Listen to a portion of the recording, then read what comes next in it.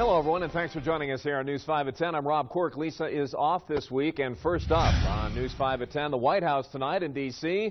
The Pope will meet with President Obama tomorrow. A huge ceremony scheduled on the South Lawn with more than 1,000 people in attendance.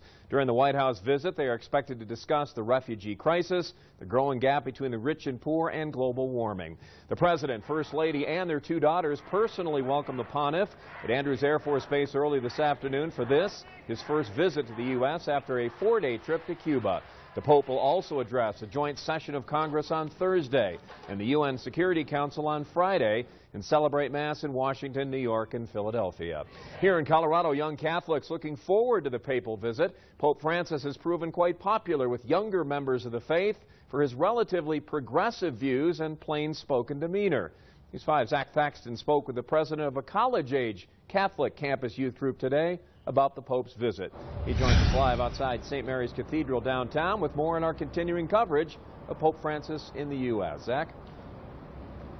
Well, Rob, most of today's young Catholics weren't old enough to remember back in 1993 when Pope John Paul II came to Colorado for World Youth Day. There was so much enthusiasm for that, and the enthusiasm for this Pope's visit may rival or even match that historic event of more than 20 years ago.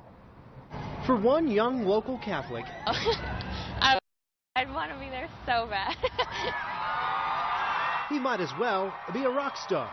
Like, so bad. Pope Francis's arrival in the U.S. is a major life milestone for Veronica Carriedo, the 20-year-old president of the Catholic Fire Campus Youth Group at UCCS. We're growing for sure. It's been a lot of growing. Veronica is part of the demographic that finds the current pope most appealing.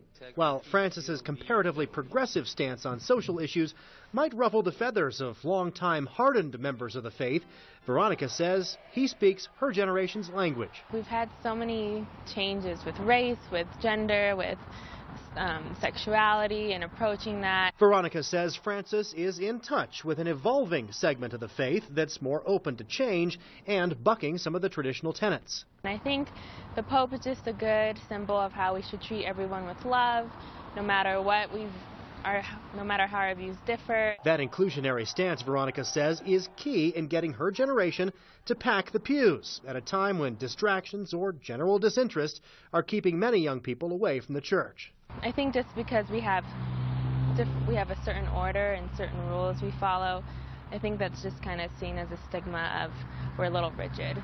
So, and I think a lot of young people kind of tend to want to be not told what to do a lot. Veronica hopes this papal visit will invigorate her generation of Catholics and bring the faith into heightened relevance and influence. I really like his approach.